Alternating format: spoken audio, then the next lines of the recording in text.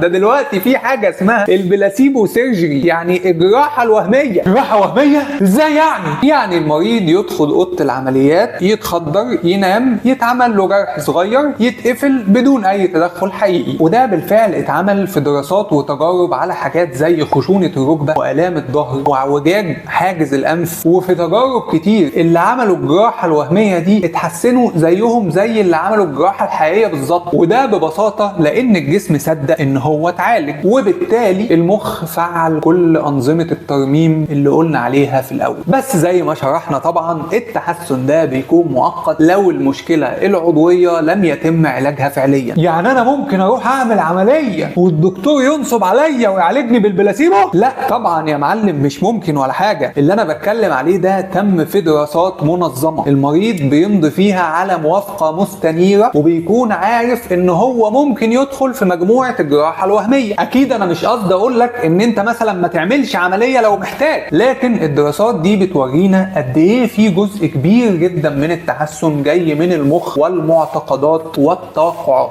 يعني لو الدكتور قال لك انت كويس وهتخف، ده في حد ذاته ممكن يكون علاج.